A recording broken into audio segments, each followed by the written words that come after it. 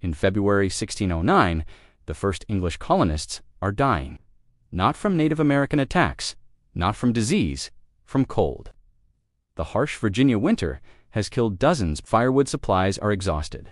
The men who survived starvation now face freezing to death in a land covered with trees. A Powhatan guide shows them something that changes everything. He points to a tree with deeply furrowed bark and twisted branches. He demonstrates how the wood burns hotter and longer than any tree the colonists have tried. 1 armload of this wood provides more heat than 3 armloads of pine or poplar. The colonists call it locust because its seed pods resemble the locusts that biblical prophets ate in the wilderness. Within a decade, every colonial settlement along the Atlantic coast is planting this tree. It becomes the most important fuel source in early America. Families measure their winter preparedness by how many cords of locust they have stacked behind the house. The tree spreads across the new nation as settlers move westward. By 1900, black locust grows in every state east of the Mississippi. Farmers plant it for fence posts that last 50 years without rotting. Miners use it for pit props that support tunnel ceilings underground. Railroad companies burn it in locomotives because it generates more steam pressure than any other available wood. Then coal became cheap. The industries that depended on black locust fuel switched to fossil fuels almost overnight. The tree that had heated America for 300 years became worthless. The knowledge of how to grow it, harvest it, and burn it efficiently began disappearing from family tradition. But the tree kept growing. Without economic value, black locust became a nuisance. It spread into pastures. It colonized abandoned fields.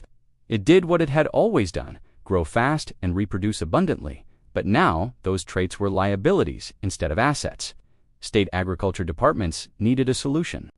They could not admit that a valuable fuel source was being abandoned for temporary fossil fuel convenience. They needed a different narrative. They found one in the word that transforms any plant from asset to enemy, invasive. Today, black locust is classified as invasive or noxious in over 20 states. It is illegal to plant in several jurisdictions. Nurseries refuse to stock it. Extension services recommend eradicating it. The tree that heated American homes for 3 centuries is now officially a weed. This is the story of black locust. The renewable fuel that burns hotter than coal, and the industry that made sure you would never plant it. If this knowledge matters to you, subscribe and hit the bell. Let's begin. The energy content of black locust wood defies what most people assume about firewood. Heat output is measured in British thermal units, or BTUs, per cord of wood. A cord is a stack measuring 4 feet by 4 feet by 8 feet, the standard unit for firewood sales and comparisons. Pine, the most commonly available firewood, produces approximately 15 to 17 million BTS per cord. Oak, considered premium firewood, produces 24 to 28 million BTS per cord, depending on species. Black locust produces 29 to 30 million BTUs per cord. This is not a marginal difference. Black locust delivers nearly double the heat energy of pine and exceeds even the best oak by measurable margins. A family that heats with black locust needs to cut, split, and stack significantly less wood than families using other species. But BTU content is only part of the black locust advantage. The wood is extraordinarily dense. This density means it burns slowly, releasing heat over extended periods rather than flaring quickly and dying. A black locust fire at bedtime still contains glowing coals at dawn. Other woods require middle-of-the-night refueling. That black locust makes unnecessary. The density also means the wood seasons quickly despite its hardness. Because black locust contains relatively little moisture compared to its mass, it reaches burning-ready moisture content in 6 months rather than the year or more required for oak. A tree cut in spring can be burned the following winter. The rapid seasoning cycle fits practical homestead rhythms. Coal, the fossil fuel that replaced wood heating, produces approximately 20 to 25 million BTUs per ton depending on grade. A cord of black locust weighing roughly 2 tons therefore matches or exceeds an equivalent weight of coal in energy content. The renewable resource that grows on farms performs comparably to the extracted resource that requires mining. The comparison becomes even more favorable when you consider what else black locust does while producing fuel. Black locust belongs to the legume family. This botanical classification means it shares a superpower with beans, peas, and clover. Specialized bacteria living in nodules on black locust roots capture nitrogen from the atmosphere and convert it to forms that plants can use. The tree manufactures its own fertilizer while it grows. Research at the University of Georgia documented nitrogen fixation rates of 75 to 150 pounds per acre annually in black locust stands. This is comparable to a heavy application of synthetic fertilizer, costing hundreds of dollars. The tree provides it free. Soil beneath black locust improves over time rather than depleting. Depleted farmland recovers under black locust canopy. Eroded slopes stabilize as roots penetrate compacted soil. Damaged ecosystems heal when black locust leads the succession. The tree builds soil while producing fuel. This combination, high-energy fuel production plus soil improvement, makes black locust unique among potential biomass crops. Hybrid poplars grow fast but deplete soil and produce low Bt, willows coppice easily but yield even lower energy content. Pine produces mediocre fuel on marginal land. Only black locust delivers premium fuel while simultaneously improving the land it grows on. The regeneration strategy amplifies these benefits. When a black locust is cut, it does not die. The root system sends up vigorous sprouts that grow faster than seedlings. A harvested stump can produce a new crop of poles, reaching 20 feet within 3 to 5 years. This copying ability means a single planting produces fuel harvests indefinitely. The first rotation takes 7 to 10 years. As trees establish root systems, subsequent rotations take 3 to 5 years as established roots push rapid regrowth. A black locust woodlot planted today supplies fuel for generations without replanting. Compare this to fossil fuels that extract once and deplete forever. The wood rot resistance explains why colonial America considered black locust indispensable. Fence posts made from black locust heartwood last 40 to 60 years in ground contact. Cedar, the wood most associated with rot resistance, lasts 15 to 20 years. Pressure-treated pine, saturated with toxic chemicals, lasts 20 to 30 years. Black locust outlasts both, using nothing but its natural chemistry. The heartwood contains rhobanin and other flavonoid compounds that are toxic to the fungi and bacteria that decompose wood. These compounds develop as the tree matures, concentrating in the inner wood that forms fence posts and structural lumber. A black locust post does not need chemical treatment because evolution already provided chemical protection. Early American farms ran on black locust infrastructure. Fence posts separated livestock from crops. Barn beams supported hayloads. Tool handles withstood daily abuse.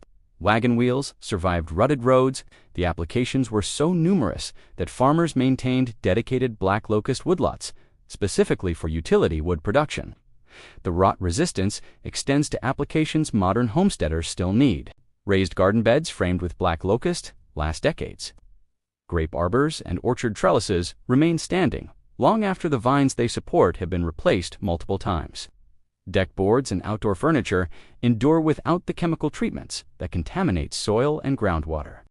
A tree that produces premium fuel, improves soil, and provides rot-proof lumber simultaneously should be the foundation of every homestead. Instead, it is illegal to plant across much of the country. The invasive classification requires examining who benefits from the label. Black locust is native to the Appalachian Mountains and the Ozark Plateau. It evolved in North America. It is not an exotic import like kudzu or Asian honeysuckle. It is an American tree that American ecosystems have included for millions of years. The tree spreads aggressively. This is true. It produces abundant seed that germinates readily. It sends root suckers that can colonize adjacent ground. It thrives in disturbed soil, where other plants struggle. Without management, a black locust grove expands into surrounding areas. But these characteristics describe a successful native plant, not an invasive exotic. Oak trees produce thousands of acorns. Maple trees scatter millions of winged seeds. Cottonwoods release clouds of fluff that blanket entire neighborhoods. These species spread aggressively, yet no state classifies them as invasive. The difference is economic. Oak and maple produce lumber that sawmills purchase. Cottonwoods stabilize riverbanks that government programs protect. These trees serve industries with political influence. Their aggressive reproduction is considered natural regeneration. Black locust serves no major industry. Coal replaced it for fuel. Steel and concrete replaced it for construction. Plastic and chemically treated wood replaced it for outdoor applications. The tree that once supported multiple economic sectors now supports none. Without industry advocates, black locust became a target. State agriculture departments receive funding based on the agricultural problems they address. Invasive species programs justify budgets. Every plant added to invasive lists expands program scope and budget requests. Black locust made an easy addition. It grows abundantly without anyone planting it. It appears on abandoned properties that neighbors complain about. It produces thorns that scratch unwary hikers. Adding it to invasive lists generated no industry opposition and satisfied constituents who wanted something.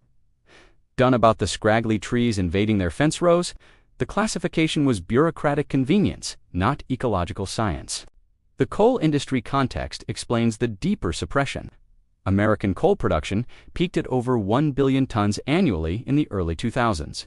The industry employs tens of thousands of workers. It generates billions in revenue. It wields political influence in coal-producing states that determines election outcomes. Coal companies fund think tanks, political campaigns, and public relations efforts. Renewable biomass fuel threatens this structure. Every cord of black locust burned is coal that stays in the ground. Every farm that heats with copest wood is a customer lost to the coal delivery truck.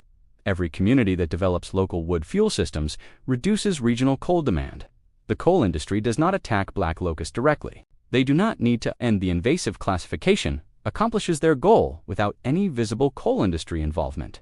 A tree that farmers cannot legally plant is a tree that cannot compete with coal. The natural gas industry inherited this benefit when gas replaced coal for heating. Utilities that deliver gas to homes profit from customers who cannot switch to wood heat. Every regulation that discourages wood burning protects gas utility revenue. The invasive classification serves these interests without appearing to serve any interest at all.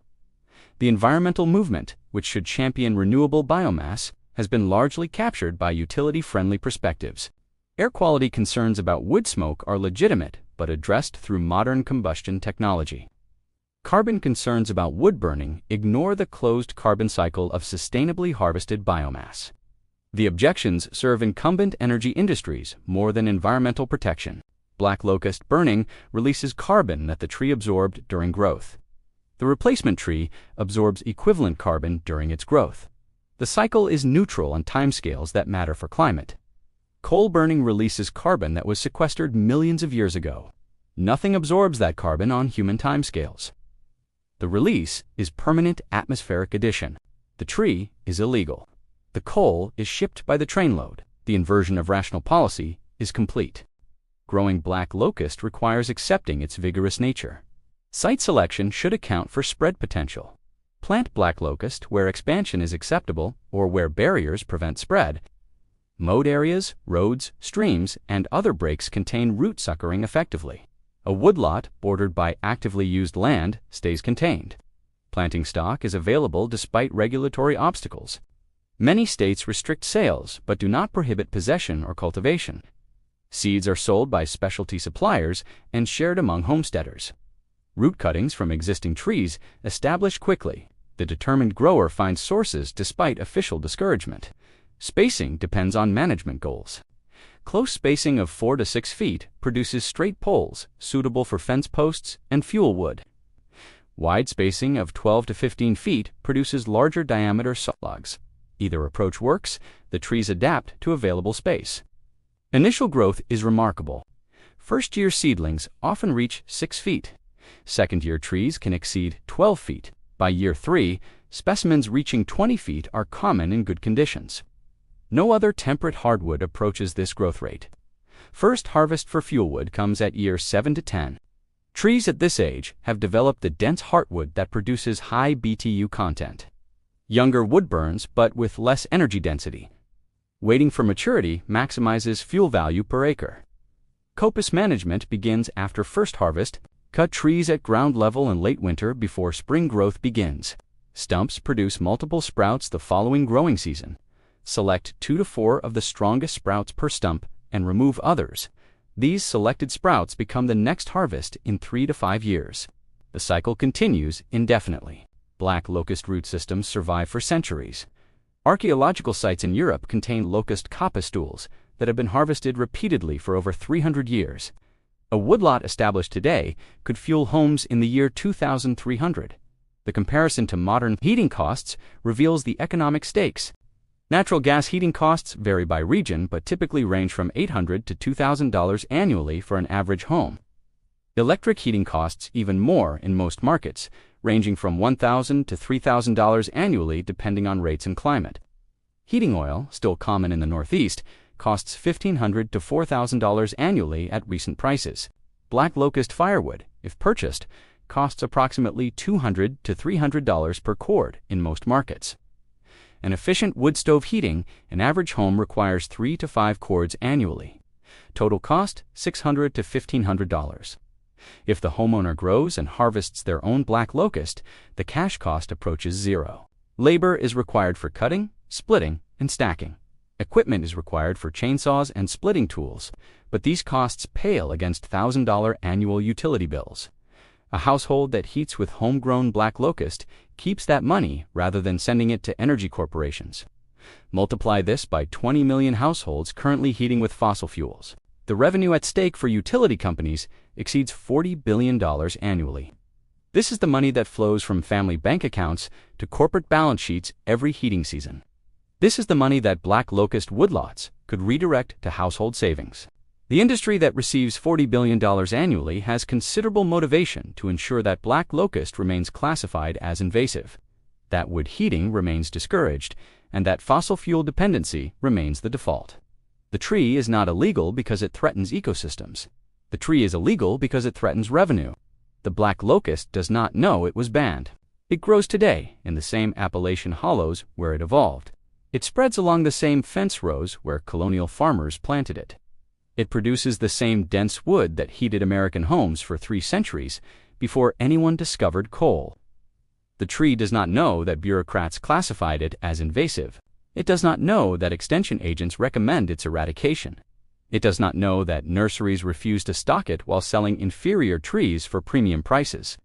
The tree knows only what it has always known: fix nitrogen from the sky, build soil from rock, grow fast toward sunlight, produce seeds that spread to new ground, burn hot when humans need warmth. For 300 years, Americans understood this tree. They planted it with purpose. They harvested it with gratitude. They passed knowledge of its cultivation from generation to generation. They stayed warm through winters that would otherwise have killed them. Then coal came, then gas came, then electricity came, and the tree that had kept Americans alive became an inconvenient reminder that corporate energy was never necessary, that warmth could grow on farms instead of being extracted from mines, that families could heat themselves without monthly bills. The knowledge was buried. The tree was banned. The dependency was manufactured. But the black locust keeps growing. It does not need permission from agriculture departments. It does not need approval from utility companies. It does not need classification as native or invasive or anything else.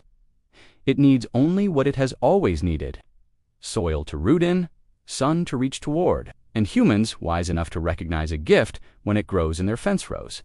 The 20-foot tree that heats homes better than coal is waiting. It has been waiting since the first colonists nearly froze to death before learning what Native Americans had always known. Now you know it too. If this opens something for you, subscribe and hit the bell. Every like and share spreads what they tried to ban. See you in the next one.